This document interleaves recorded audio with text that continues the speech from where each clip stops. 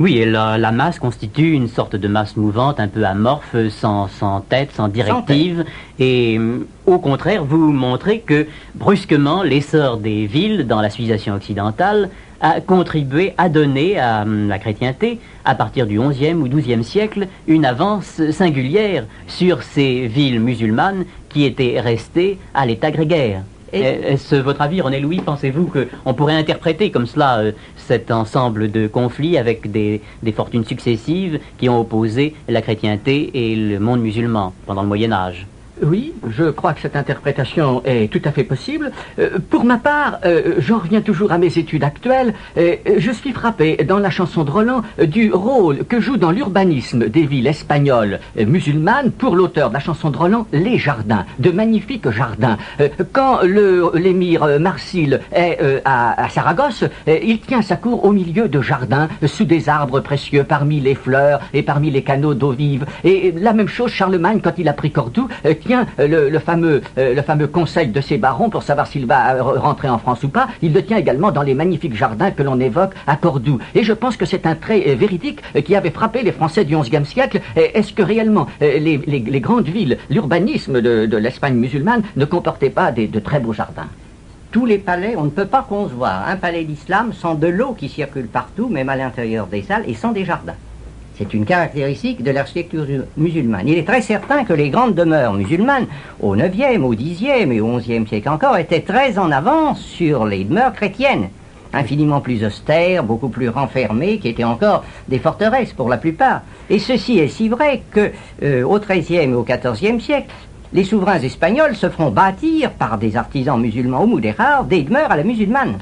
Oui, peut-être serait-ce le moment de nous parler de cette création de Madinat az-Zahra, cette ville si peu connue, si détruite, si altérée qu'on pensait jusqu'à ces dernières années que c'était une ville de légende, et pour laquelle les fouilles récentes nous permettent maintenant de voir exactement comment elle se présentait. Pourriez-vous nous décrire rapidement cette création? Cette fondation de Médinat az-Zahra s'inscrit dans une tradition proprement musulmane, celle des villes de gouvernement.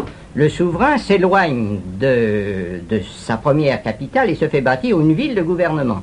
Par défiance ou par goût de vivre mieux, il groupe autour de lui tous les services d'État, les demeures de sa famille et de ses grands serviteurs.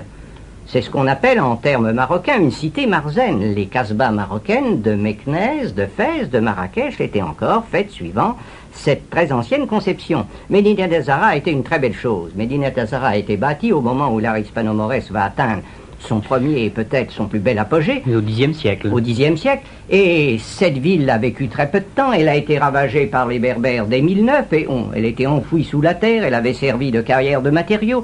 On savait qu'elle existait, mais on ne savait pas du tout ce que des fouilles pourraient donner. Nos amis espagnols font depuis plus de 30 ans des fouilles très bien conduites et peu à peu, cette ville très importante, puisqu'elle avait 1500 mètres sur 800, renaît de ses ruines et nous apporte des révélations considérables. C'est là, sur ces énormes chantiers, que l'art hispano-mauresque a pu gagner ses lettres de maîtrise.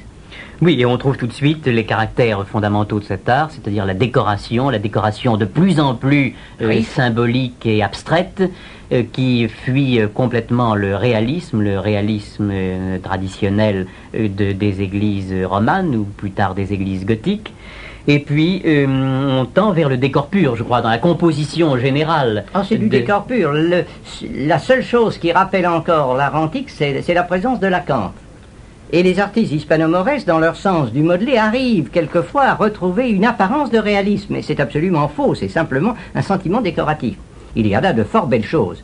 D'ailleurs, à Médinat az-Zahra, grâce aux ailes de Félix Hernandez, dans 2 ou 3 ans, on va pouvoir admirer 3 salles du Xe siècle complètes sur lesquelles, peu à peu, on restitue tout l'ancien décor qui était en pièces au moment des fouilles. Nous aurons cette chose absolument unique, 3 salles authentiques d'un palais du Xe siècle. Et il me semble que c'est à partir de cette construction que l'Occident va accepter peu à peu l'art de l'islam. Et c'est lié évidemment à la reconquête chrétienne qui permettra aux chrétiens de voir les constructions des musulmans et de les accepter, d'en tirer parti. Il y a la prise de Tolède en 1085 et après 1118, la reconquête fait des progrès croissants. Il y a Cordoue, Séville, Valence vont être à nouveau occupés et il me semble qu'à partir de cette époque, eh bien, l'architecture romane va emprunter des matériaux et des formes arabes. Il est très certain, comme l'a bien montré Lilambert, qu'on assiste à une hispanisation de l'art roman. Dans un second temps, au premier temps, l'art roman d'Espagne vient de France, il retient quelques traits de la tradition asturienne, mais peu de choses. Puis dans un second temps, il se nourrit d'apports musulmans. Non pas par tradition mozarabe, je crois, mais tout simplement parce que dans toutes les villes reconquises, les artistes pouvaient voir des formes musulmanes, et enfin, ils travaillaient même aux côtés d'artistes moudéjars qui représentaient de façon encore très pure toute la tradition hispano-mauresque. Ils ont été séduits par ces formes et ils les ont adoptées. Mais en dehors de la voûte nervée, je crois que ce sont des influences toutes décoratives.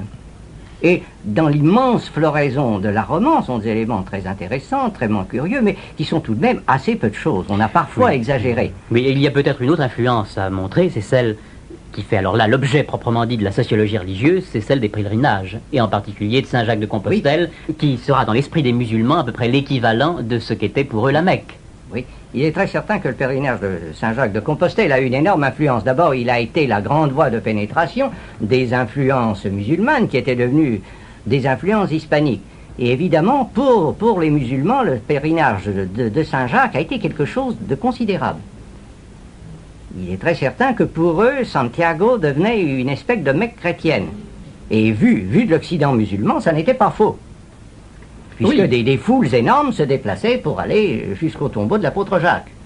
J'ai pu visiter en 1955 les fouilles très intéressantes que M. Manuel Chamosso Lamas dirige en ce moment sous la basilique de Compostelle. Et une chose m'a frappé, c'est un souvenir d'Al-Mansour, qui pourtant a détruit à la fin du IXe siècle la basilique de Compostelle. Eh bien, on m'a montré un bassin de porphyre rouge dans lequel on dit par tradition, et la tradition est attestée par Antonio de Morales au XVIe siècle, et elle vit encore, que Al-Mansour a fait boire son cheval. Et alors, devant ce sacrilège, parce que c'était un bénitier, ou bien même, pense Chamosso Lamas, une cuve de baptistère, l'eau est devenue du sang, et c'est, dit-on, ce qui a rougi cette cuve. Mais cette cuve, c'est ça qui est tout à fait intéressant, est certainement une cuve d'origine musulmane, n'est-ce pas? C'est donc, dans la basilique même de Compostelle, un emprunt musulman, et auquel on a attaché par une légende le souvenir d'Al-Mansour, le victorieux, n'est-ce pas? Mais une légende qui, en somme, n'est pas tellement hostile à Al-Mansour, et qui ne manque pas d'une grandeur épique. Et je trouve cela tout à fait symbolique, précisément, de la compénétration des civilisations autour de Compostelle que vous évoquiez tout à l'heure, Monsieur Terrasse. Et alors vous nous faites assister ensuite, dans les dernières pages de votre livre, à cette lente dégradation de l'Espagne musulmane qui tombe dans les mêmes travers que la vieille Espagne visigothique, c'est-à-dire ce particularisme, cet ensemble de petites principautés faisant la loi chez elles sans aucune unité. À côté de ce monde musulman se développent l'Aragon et la Castille qui vont bientôt fusionner, et la dernière attaque, la dernière bastion de la défense musulmane, ce sera évidemment Grenade, la prise de Grenade. Mais avant même de terminer cette émission, je crois qu'il faudrait que vous nous parliez un instant de l'Alhambra, de cette Alhambra qui est un des derniers monuments de l'Espagne musulmane et un des plus célèbres. Oui, l'Alhambra est peut-être le monument le plus célèbre de l'Espagne musulmane, mais on ne le voit pas toujours dans son sens réel. Il représente la dernière étape de l'Espagne musulmane, c'est-à-dire par rapport à ce que fut l'Espagne du Xe siècle, une petite chose. Mais l'Alhambra est au point de vue artistique une chose étonnante. D'abord par son site, on a rarement vu un accord plus parfait entre un monument et le pays qu'il porte, et ensuite parce qu'il représente l'effort suprême de la dynastie nasride. Et il a eu la chance de faire ses dernières bâtisses au moment où l'art hispano-mauresque n'était pas encore en décadence. Ensuite, l'Alhambra a eu deux bonnes fortunes. D'abord que les derniers Nasrides n'aient pas pu bâtir, ce qu'ils auraient bâti aurait été beaucoup moins beau, ils n'auraient pas manqué de démolir ce que leurs prédécesseurs avaient fait, et ensuite le soin infini des rois catholiques et de leurs successeurs après la reconquête de toute la dynastie d'Autriche, qui a, on peut dire, soigné l'Alhambra, qui l'a restaurée et qui l'a soutenue, car c'est une architecture extrêmement fragile. Ça c'est magnifique. Oui, ce soin des chrétiens de conserver cette beauté, n'est-ce pas? C'est quelque chose de touchant qui montre un certain libéralisme, précisément, hérité du passé. C'était même plus que du libéralisme, c'était de l'amour. Ils ont aimé l'Alhambra. Oui, ça c'est magnifique. Ils ont aimé l'Alhambra, ils l'ont dit, et certains poètes l'ont dit. Oui. C'était non seulement le trophée d'une victoire lointaine, mais ils ont aimé l'Alhambra. L'Alhambra n'a été abandonnée qu'au XVIIe, au XVIIIe siècle sous les Bourbons. Mais au XIXe siècle, nos amis espagnols ont restauré l'Alhambra, ont fait des fouilles. À l'heure actuelle, c'est évidemment un des plus beaux lieux du monde. Maintenant, il ne faut pas oublier non plus que les musulmans ont toujours adopté ces petites communautés, leur ont assuré un statut de protégé, qu'en revanche, du côté chrétien, le Cid à Valence ou le roi de Castille également avaient leurs protégés. Les juifs et les chrétiens bénéficiaient d'un sort particulièrement favorable chez les musulmans, et inversement, les musulmans pouvaient travailler dans les États chrétiens. Et il faudra attendre évidemment la conquête, la dernière conquête, la chute de Grenade, pour avoir, avec cette dernière croisade annoncée par le pape, brusquement un durcissement des sentiments religieux et une sorte d'intolérance qui s'établit en Espagne à l'égard des musulmans. Oui, encore, cette intolérance avait certaines raisons, car les musulmans s'étaient révélés comme absolument inassimilables sur le plan espagnol, n'est-ce pas? Ils ont toujours refusé, qu'ils fussent grenadins ou moriscos, ensuite d'entrer dans cette Espagne nouvelle. Et il me semble que le départ des Morisques date du XVIIe siècle. XVIIe siècle. Alors, ce qui élargit considérablement l'occupation musulmane en Espagne. Oui, c'est sur cette histoire des Maurices, je donne des thèses qui ne sont pas très courantes, mais je montre que pour les Espagnols de cette époque, il n'y avait pas d'autre solution, et les rois d'Espagne ont tardé un siècle avant d'expulser les Morisques.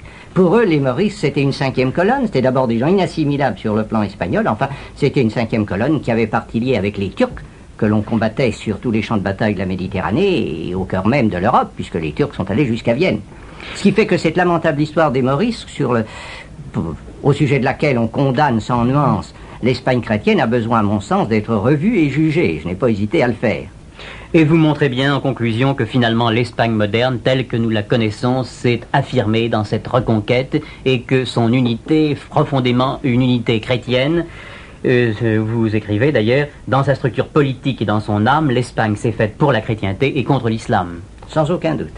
Mais au milieu de cet effort, l'Espagne chrétienne a eu l'immense mérite d'être tolérante.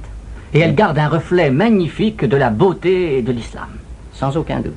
Et c'est peut-être par là d'ailleurs que toute la civilisation musulmane a réussi à être épurée, civilisée, ennoblie par l'Espagne, justement par cette espèce de vigilance clairvoyante qu'elle a exercée sur tout l'apport de l'Orient. Il est très certain que l'Espagne a su trier ce qui pouvait s'accommoder avec la vie chrétienne et souvent ce qu'il y avait de meilleur dans la civilisation musulmane. Et ceci, nos amis espagnols le savent, le sentent, et ils ont 1000 fois raison de ne jamais séparer dans leur amour filial le passé chrétien et le passé musulman de leur beau pays.